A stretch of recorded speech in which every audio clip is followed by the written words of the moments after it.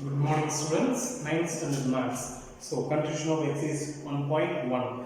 Fourth sum the remaining sum homework பண்ணிருக்கான்னு நினைக்கிறேன். சரியா? So next move to sum number 5. 5 and 6 ரொம்ப easy sum தான் தெரியுதா நம்ம பார்க்கலாம். Represent the following sets in set builder form. இப்போ லாஸ்ட்ல பார்த்தது என்னது roster form மாத்தணும். Set builder formலயும் descriptive formலயும் இருக்கும். அத roster formக்கு மாத்தி இருக்கோம். இப்போ roster formலயும் எதுலயும் இருக்கு? set builder formலயும் இருக்கு. இன்னொரு ரெண்டு சம் இருக்கு அத எழுதுறேன். சரி அதல ஹோம்வொர்க் கொடுத்துறலாம். அது ஈஸியான சம் தான். இப்போ நீ என்ன ஃபார்முலா போற write in set builder form. Set builder means condition. ஒரு கண்டிஷன் வைக்க போறோம். சரி ஏதாவது ஒரு கண்டிஷன். அங்க என்ன கண்டிஷன் இருக்கும்?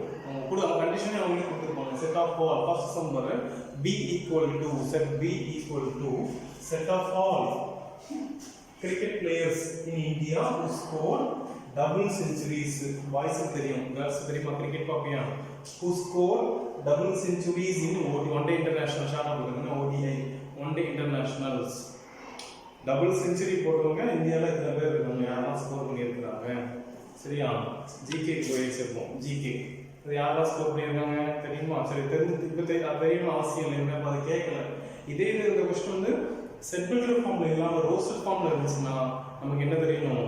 யாரெல்லாம் ஸ்கோர் பண்ணியிருக்காங்கன்னு தெரியும். இப்போ தெரிய வேண்டிய அவசியம். செட் பில்டர் ஃபார்முக்கு நம்ம அதை எழுத மாட்டோம், எலமெண்ட்ஸ் எழுத மாட்டோம், அதே கண்டிஷனாக அதை எழுதிப்போம். சரி ஆன்சர் தேவையில்லை. அப்போ டேரக்டாக சொல்கிறோம் set of all cricket players in India who score.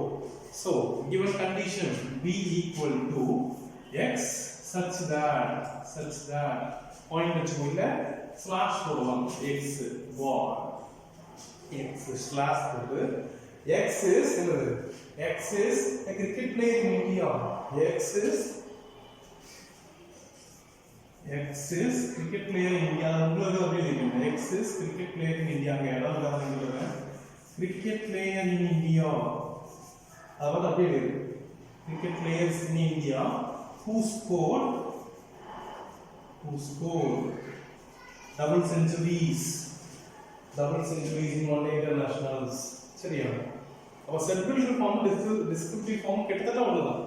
Condition இருக்கு, பட் எப்போ சேஞ்ச் ஆகும்னா சென்டென்ஸா வராம நம்பர்ஸ் கொடுத்து கண்டிப்பா சேஞ்ச். இப்போ அடுத்தது செகண்ட் ஒன் கொஞ்சம் டஃப்பானது. செகண்ட் ஒன் நம்பர்ஸ் வந்துருச்சு. நம்பர்ஸ் கண்டிஷன் யூஸ் பண்றது ரொம்ப கவனமா யூஸ் பண்ணணும். சரியா? நம்பர்ஸ்க்கு தான் அந்த செட் பில்டர் ஃபார்ம்ங்கிறது.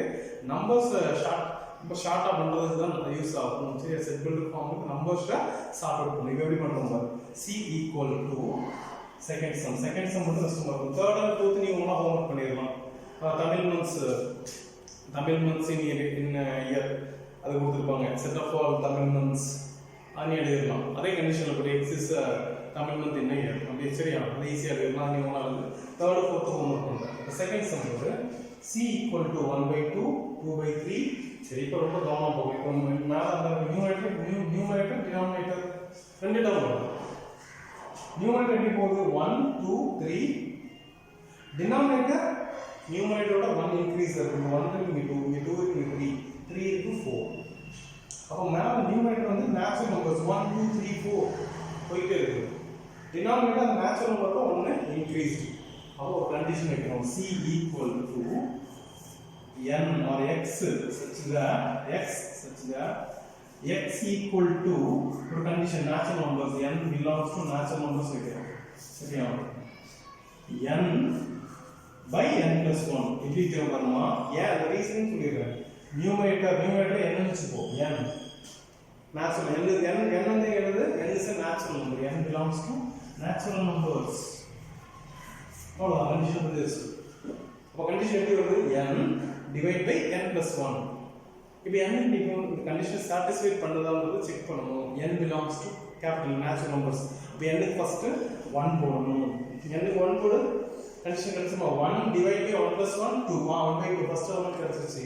n க்கு 2 போடு. 2 divide by 2 plus 1 2/3. n க்கு 3 போடு. 3 divide by 3 plus 1. So numerator வந்து natural numbers, denominator natural number plus 1. சரியா? So n divide by n plus 1. புரிஞ்சிருக்கும் நினைக்கிறேன். சரியா? ரொம்ப கவனமா பாரு. ஈஸியான சம் தான். ரெண்டு சம் ஹோம்வொர்க் பண்ணுங்க. நெக்ஸ்ட் கிளாஸ்ல லாஸ்ட் சம் பார்க்கலாம். அதுக்கப்புறம் டைப்ஸ் ஆஃப் செட்ஸ். சரியா? தேங்க்யூ.